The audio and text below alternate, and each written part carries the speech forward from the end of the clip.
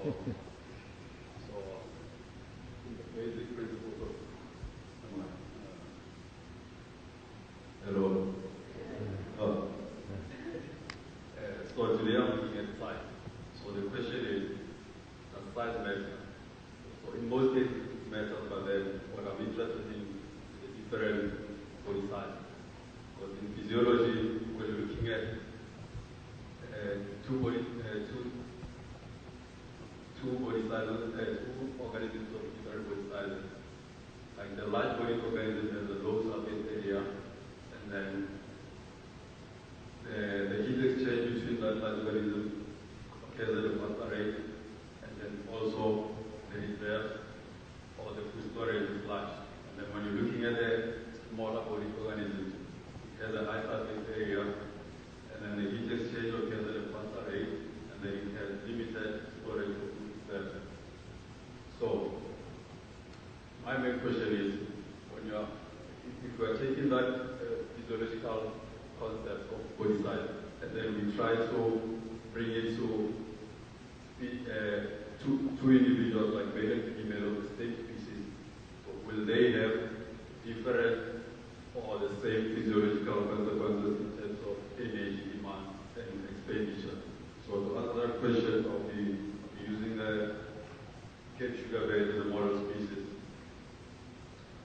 So the male Sugarbirds are larger than the female, and then they are also heavier, either tail length and body mass. And they are confined within the rainbows, so they are endemic to South Africa, and especially the only part of the rainbows region. And then they feed primarily on nectar, and then sometimes they take a little bit of other parts. So I'll be looking at the physiological demand of these two species. So my study is taking place at Ansaria's Wildflower Reserve, which is approximately 50 kilometers by Port Elizabeth. And the site is a nature reserve which is dominated by proteas and vegetation. So the way I collected data is I was working from 6 in the morning up until 6 in the evening, and I had different route classes there. So when I started working, like on the first point, like in a stated route, the first point I record data for 10 minutes before moving on to the next point. Or in that 10 minutes, what I do is if I see a bed, I also record the sex, and then I record the activity whatever I'm doing. So if patient one is in place, I have to identify that plan, and then record all the activity, whether it's feeding or whether it's just getting there or doing nothing more, whether it's being aggressive to the other base or it's just resting. So after 10 minutes, I walk for 5 minutes to the next point, and then I do the same data recording for the 10 minutes. So I also have the weather station on site. So after those homeworks, this is what I found. So this is just the total number of birds observed that were just scanning. So I've excluded flying out, excluded. So this was just the birds that I've seen that were scanning. And you can see that we have, throughout the day, there's lots of males that are scanning, and then we have another like the female, but then when it comes to midday, the activity, the visibility of those males and females drops a little bit. So now I wanted to look at the time budget while they are scanning, what is it that they are doing, and then I checked at the feeding. So again, if you look, you remember like there were like a lot of males like throughout the day, but then when you look at what is it that they are doing, you see that females most of the time they are foraging at a higher rate. The proportion of foraging is higher compared to those of males. And then what is interesting is during this period, you look at the trend there. So towards midday, the feeding rate drops drastically. So and if you consider that most of the time towards midday is usually 1, and then we saw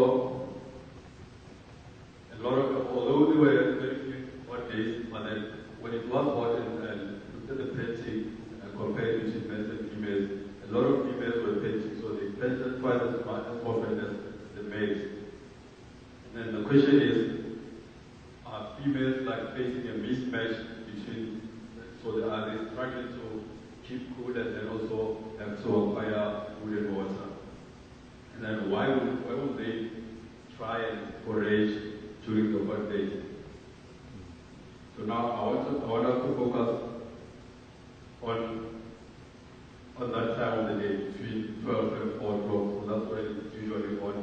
And we also consider temperature as another factor. So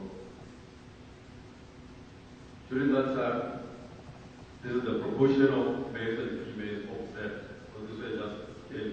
So if you look at it, you see that you still see a lot of males. And then in between that period, but then so this is like you see a lot of males below 80 degrees. So that's why I can say it's a bit cooler. But then when it gets hotter from 30 to 35 degrees, there are no males.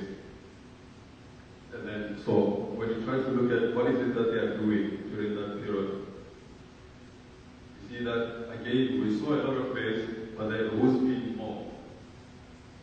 Females are feeding when it's cool, when it's getting a bit warmer. Again, when it's getting hot, and at the extreme. So here we still see no males. But then I try to look at the other factor, what could be contributing to this. Why is it that the females are just confronting this hot period, whereas males are doing other things? So they are not feeding, so only the females are confronting this hot period. And then I consider aggression. If you look at this graph, you'll see that from early in the morning, males are resting, and then like they go on a lunch break around midday. So that's why it is also hot. And then again in the afternoon. And in most of the cases, it was the males that are more aggressive towards females. And then, so from all these patterns, I can predict that females will suffer like during the hot days or the high periods, because when males are being aggressive, so the females don't get enough time to feed. So, and that will affect their body condition, because from what we know, these are the previous ringing data that were conducted from 1985. So this is about like 26 years of data record.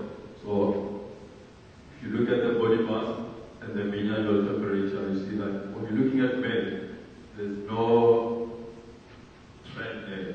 But if you look at females, as the temperature increases, their body condition drops, and it shows that this is a trend. So when it's hot, they lose the body mass. So in conclusion, we can say that females are still emphasized that the females are likely to suffer more during the hot and dry period. And then because of the males that are preventing the females from accessing the flowers during optimal foraging times.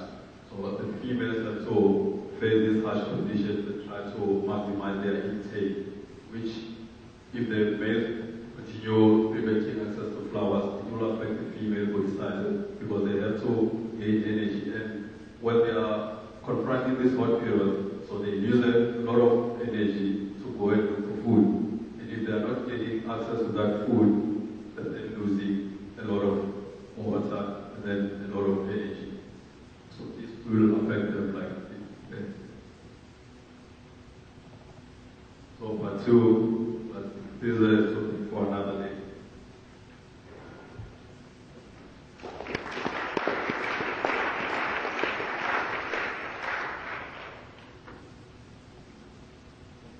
Thank you, Mokgatla.